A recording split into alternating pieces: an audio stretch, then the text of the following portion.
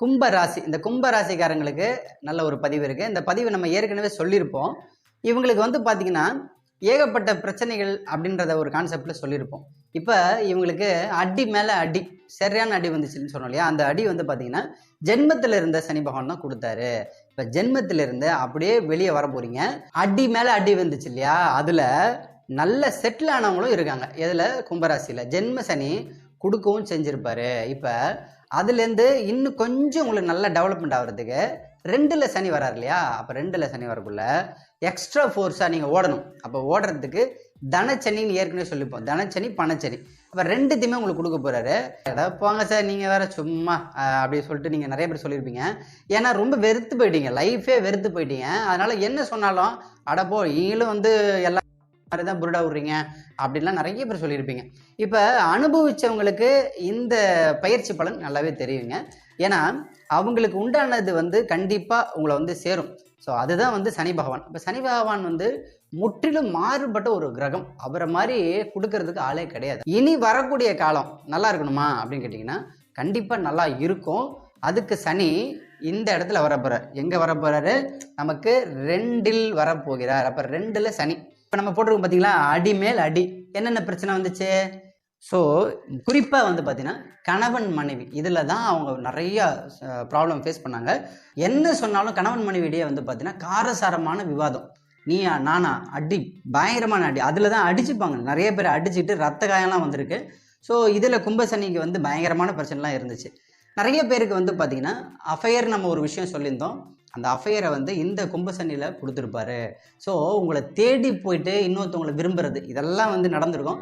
அதில் தான் குடும்பத்துக்குள்ளே கொலாப்ஸு.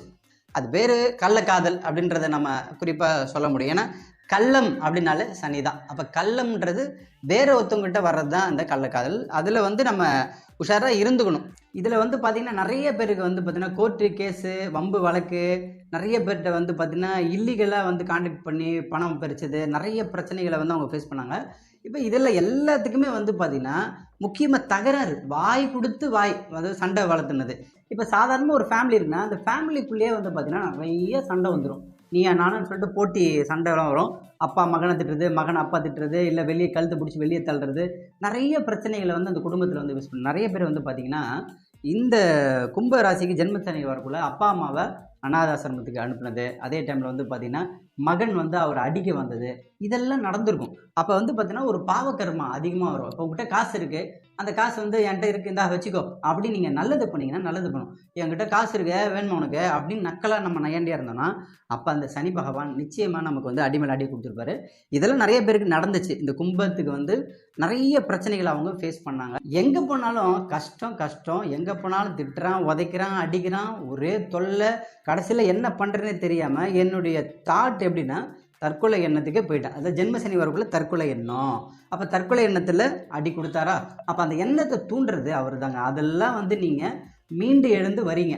அப்போ வந்து பார்த்தீங்கன்னா உங்களுக்குள்ள சனி நிறைய விஷயத்த வந்து கொடுத்துட்டாரு. இதெல்லாமே வந்து இப்போ வந்து சரியாக கூடும். இப்போ 2ல் சனி வராரா?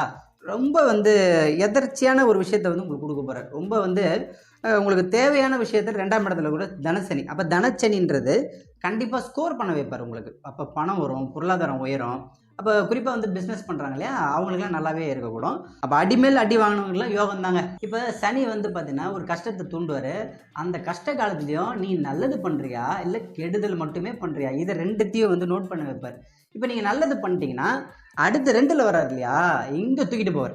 இங்கே வந்து பார்த்தீங்கன்னா டெவலப்மெண்ட், சோர்ஸு, இன்கம்மு, பணம், பொருளாதாரம், வளர்ச்சி அடித்து தூள் கிளப்பலாம். அப்போ மாப்பிள்ளை நான் ரொம்ப கஷ்டப்பட்டேன்டா, இப்போ நான் சந்தோஷமாக இருக்கேன்டா மாப்பிள்ளை அப்படின்லாம் நிறைய பேர் சொல்லுவாங்க. ஏன்னா இதில் வந்து மகர ராசிக்காரங்க இது சொன்னாங்க. அதனால் உங்களுக்கு வந்து பார்த்தீங்கன்னா இது நல்ல மூமெண்ட்டு. இந்த மூமெண்ட்டை நம்ம அழகாக பயன்படுத்திக்கலாம்.